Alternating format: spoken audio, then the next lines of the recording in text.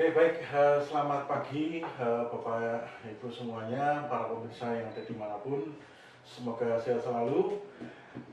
Siang hari ini kita ketemu di dalam podcast Indriati Learning Center dengan tema deteksi dini gagal ginjal untuk memperingati Hari Ginjal Internasional yang jatuh pada tanggal 8 Maret 2023.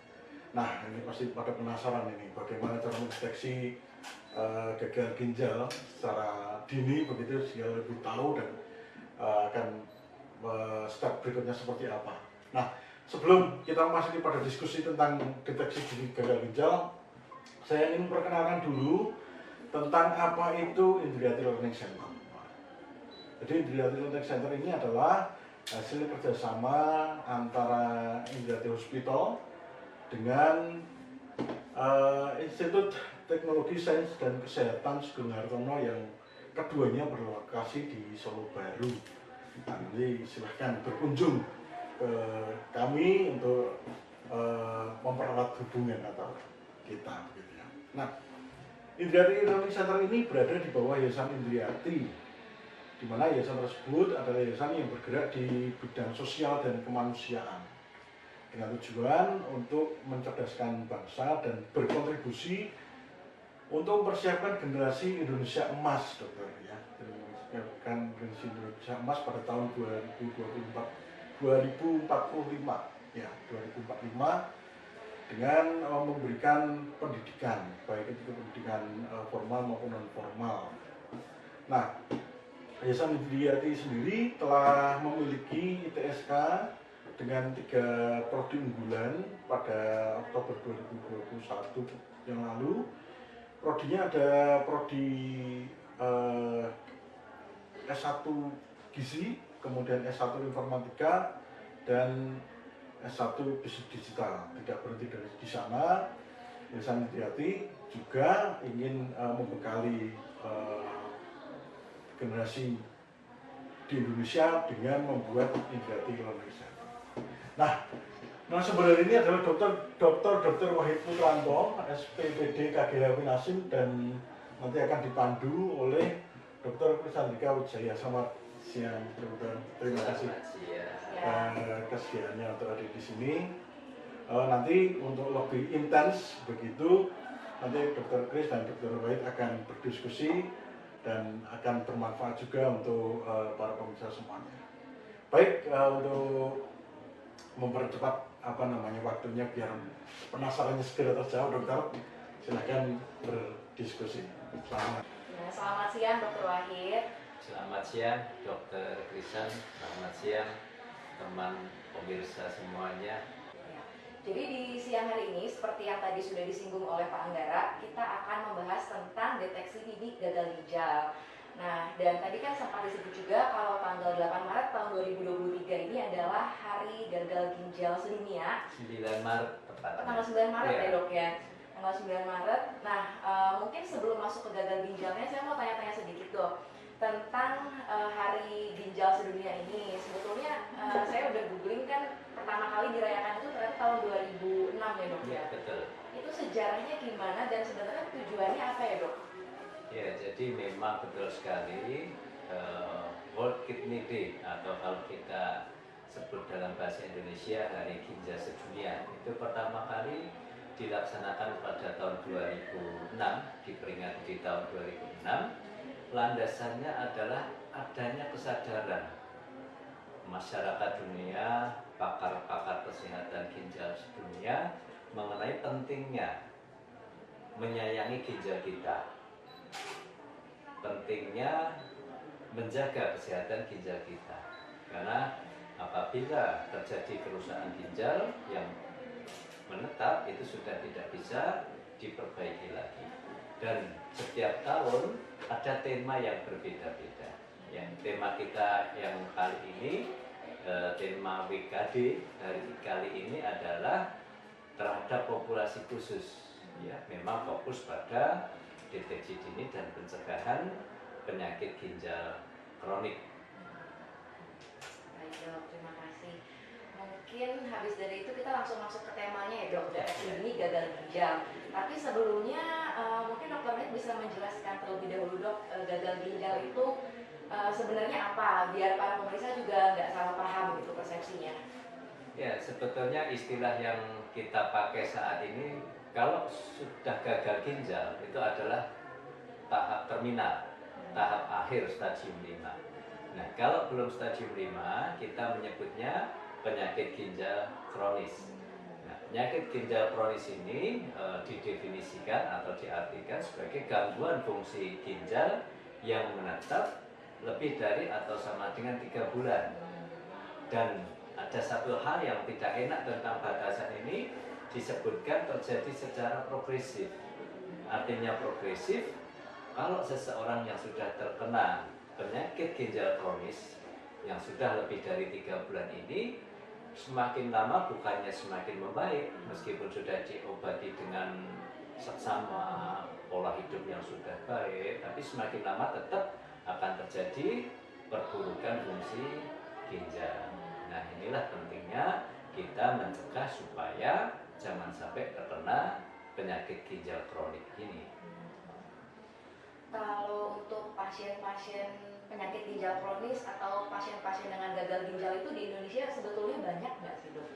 Banyak ya, dan kalau kita lihat trennya di Indonesia, di seluruh Indonesia, dan ini tersebar di seluruh provinsi, itu terjadi peningkatan angka kejadian di mana pada tahun sekitar 2013 itu data dari Pusat Kesehatan Nasional Riskesdas itu sekitar 2 per mil atau sekitar hampir 500.000 pasien yang sakit ginjal ini. Kemudian pada tahun 2018 terjadi peningkatan.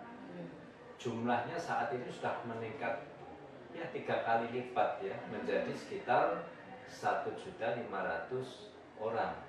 Dan yang lebih mengkhawatirkan bukan hanya masalah jumlah ini, tapi yang mengkhawatirkan adalah tren peningkatan jumlah pasien yang mengalami penyakit ginjal kronis ini. Bahkan terjadi tren peningkatan pula pasien-pasien yang menjalani cuci darah atau dialisis. Itu di Indonesia ya dok ya? Ya, betul. Kalau di Solo sendiri lumayan ya, banyak juga ya dok ya? Banyak juga, memang saya tidak mempunyai data pasti jumlahnya, tapi kalau kita lihat dari semua rumah sakit yang ada di Solo Raya, jadi Solo Raya itu meliputi Solo, Sragen, Karanganyar, Sukoharjo, Wonogiri, kemudian Klaten, Boyolali, itu pusat-pusat cuci darah atau center-center unit dialisis itu semuanya penuh. Ya. Yang dulu ya saya masuk Solo, tugas di Solo itu sekitar tahun 2007, itu pusat cuci darah itu hanya ada di Rumah Sakit Muardi. Nah sekarang Banyak sekali ya dok? iya, hampir semua punya unit dialisis cuci darahnya dan hampir semuanya penuh. Nah ini satu hal yang sangat mengkhawatirkan tentunya. Termasuk di Indriati juga lagi penuh ya dok? Iya, di Indriati penuh dan beberapa ya terpaksa harus kita rujuk ke rumah sakit lain yang masih ada tempat. Tapi itu pun ternyata sulit ya, Dokter Krisan, kita mengalami kesulitan karena ternyata unit-unit dialisis di rumah sakit yang lain juga sudah penuh. Nah ini jadi dilema. Ya inilah pentingnya pencegahan supaya kita itu tidak selalu menambah mesin cuci darah, tapi mengurangi, menghambat jumlah orang-orang yang terkena penyakit ginjal kronis. Iya baik dok. Lalu dok, sebelum masuk ke deteksi dini gagal ginjal, saya mau singgung sedikit dok, kan sekitar beberapa bulan lalu ada isu yang lumayan panas dok tentang gagal ginjal pada anak. Nah itu tanggapan dokter sebagai nefrologis itu gimana ya dok? Itu kenapa dan gimana supaya nggak kejadian gitu lagi dok? Ya prihatin tentunya ya, karena kalau kita baca di berbagai media massa, angka anak-anak yang kena gagal ginjal ini, angka kematiannya cukup tinggi ya, ini yang mengkhawatirkan. Dan memang kalau kita baca di media massa pada saat itu penyebabnya adalah akibat dari obat turun panas, ya obat turun panas.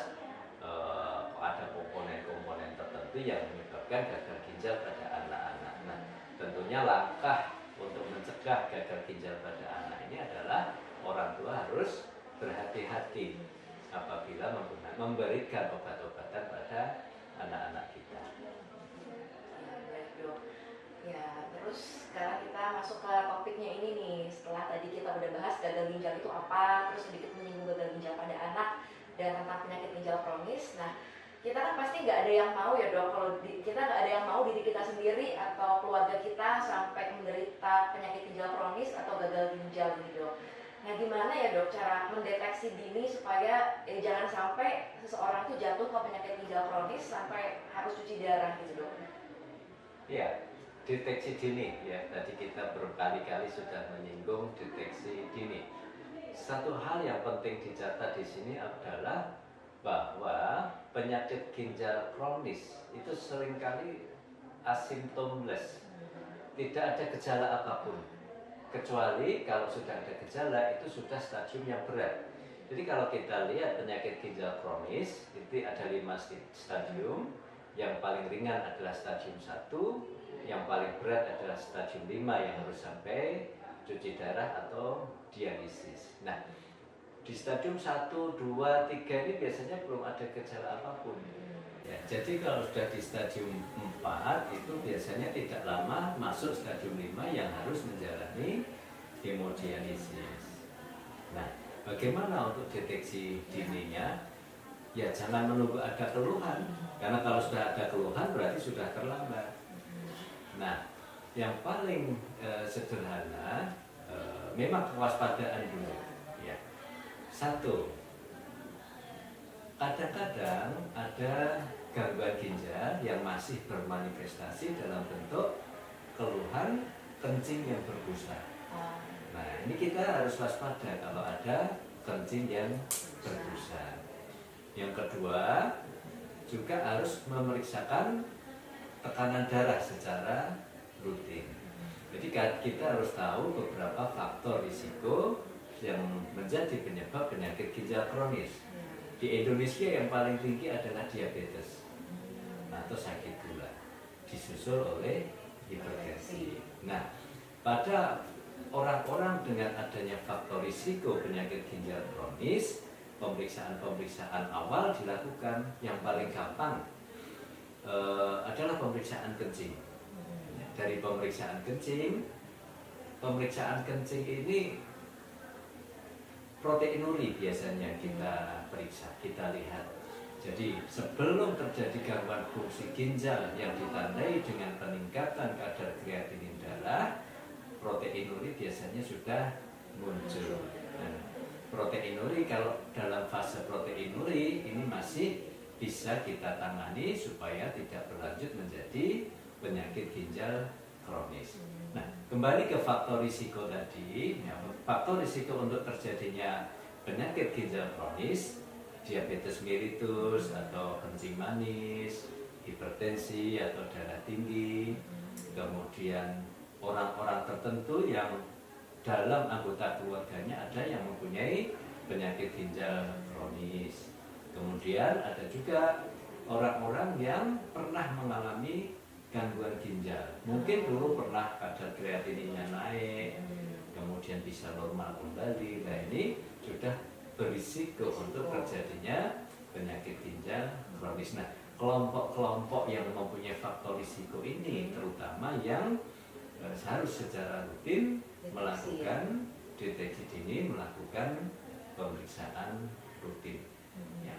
Di fasilitas kesehatan satu atau misalnya di rumah sakit Indriati bisa. Yang sederhana pemeriksaan kencing itu dari situ kita sudah bisa mendeteksi dini. Ya.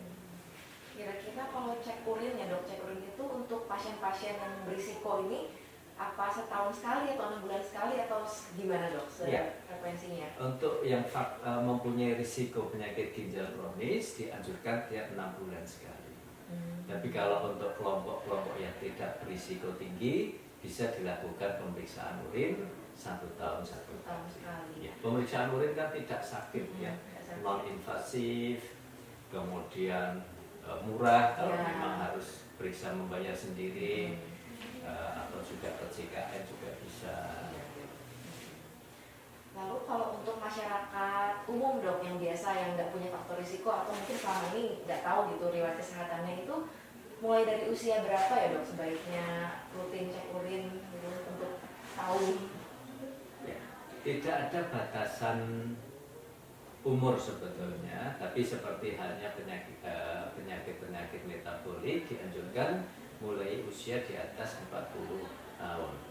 Kecuali memang ada keluhan, misalnya yang sederhana tadi kencing yang berbusa, sering terjadi infeksi saluran kencing.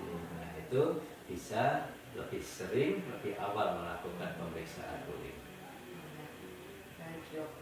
Terus kalau untuk yang udah punya faktor risiko kan paling sering tadi diabetes sama hipertensi ya dok. Gimana cara mencegahnya supaya ya itu dok nggak jatuh kan kalau yang tadi kita mendeteksi dok untuk tahu ini berisiko jatuh ke gagal ginjal atau tidak. Nah supaya jangan sampai ke sana dok, pasien-pasien ini harus melakukan apa biar nggak sampai ke situ. Ya, memang kita bagi pencegahan itu kan ada dua ya.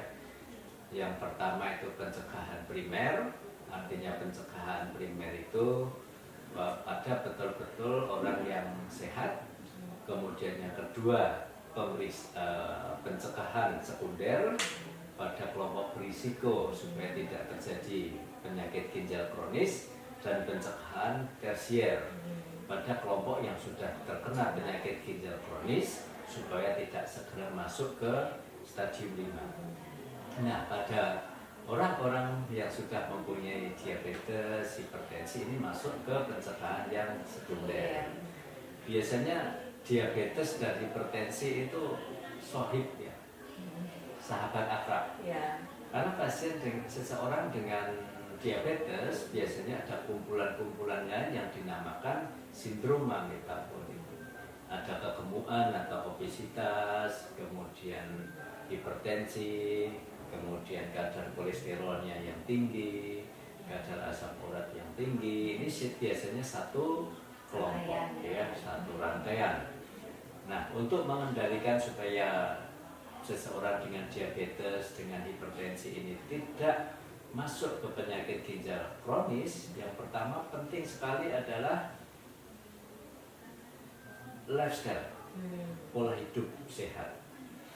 Turunkan gula, kemudian kurangi konsumsi garam. Kemudian yang penting lagi adalah physical activity, olahraga yang rutin. Ini penting sekali karena harus ada target. Yang kedua adalah pengendalian gula darahnya. Ya, kita pakai sekarang pengendalian gula darah di samping gula darah puasa, gula darah 2 jam, ada lagi pemeriksaan yang namanya HbA1c atau kita lebih keren menyebutnya A1C harus di bawah 7. Nah, ini target harus dicapai. Kemudian juga tekanan darahnya harus terkontrol. Jadi kalau dengan diabetes ya tekanan darah paling bagus di bawah 130 per 80 ini aman. Nah, dan yang ketiga tidak boleh bosan. Ya, seringkali kita bosan melakukan aktivitas olahraga, diet, minum obat, itu bosan. Nah, kunci yang berikutnya adalah tidak boleh bosan.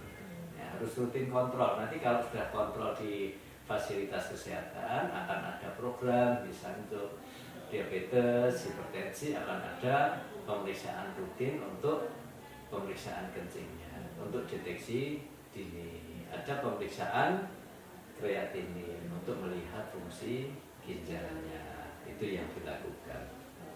Tadi kan dokter sempat bilang jangan bosan minum obat. Tapi kan banyak pasien yang justru minum obat karena takut ginjalnya kena, berarti itu salah ya dok ya? Iya, ini yang harus diluruskan ya, yang harus dibetulkan. Jadi pada diabetes, pada hipertensi itu yang merusak bukan obatnya, yang rusak itu ginjal gulanya, penyakitnya, tensinya yang tinggi terus itu yang merusak, bukan obatnya yang merusak ginjal. Jadi tidak perlu khawatir selama obat-obatan tersebut atas rekomendasi dokter itu akan aman.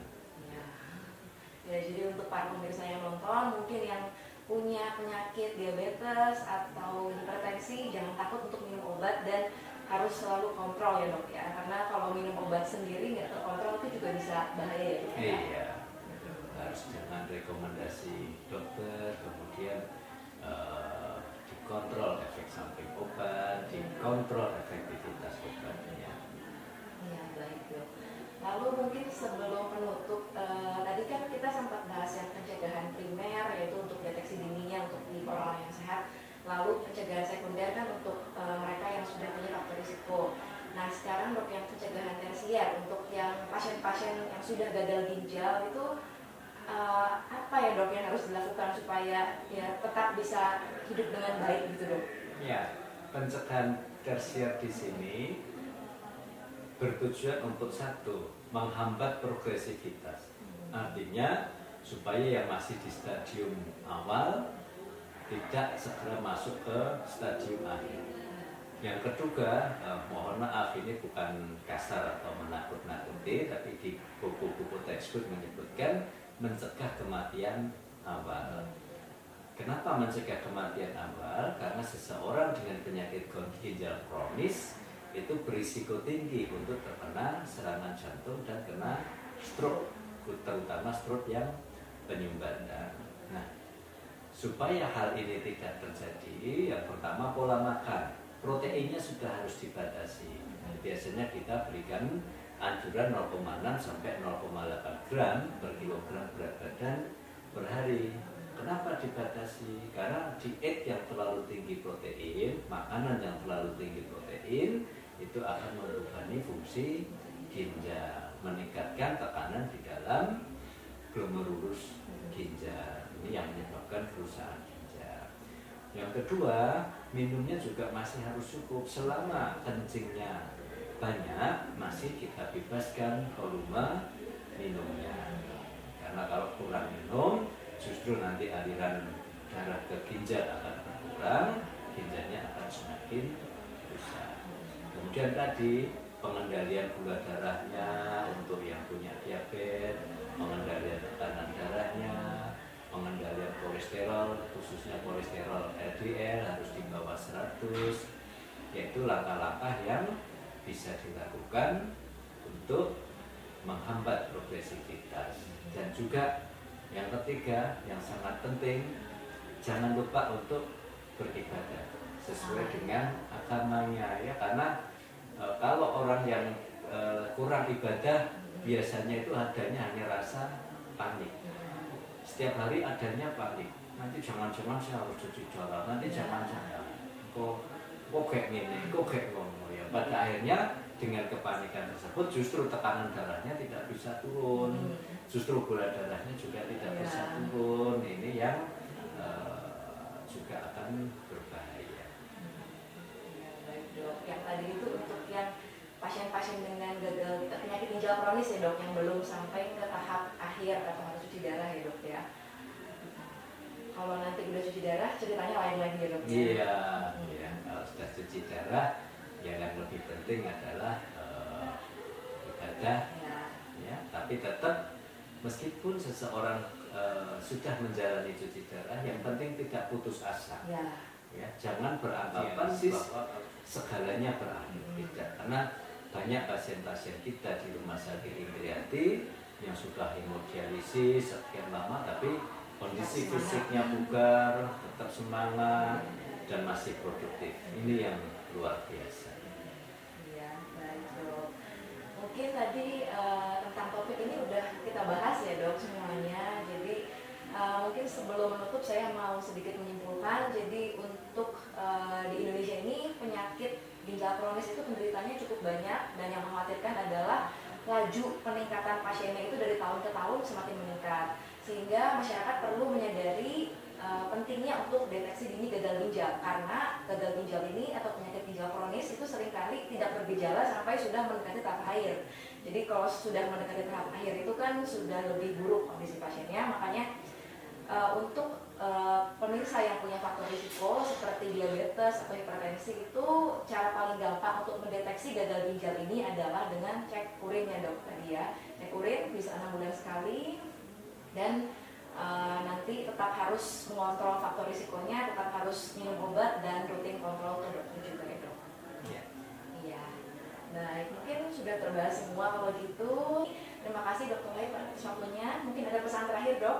Ya, terima kasih Dokter Krisan. Satu pesan saya, sayangi ginjal kita untuk mencegah penyakit ginjal kronik. Mencegah lebih baik daripada mengobati.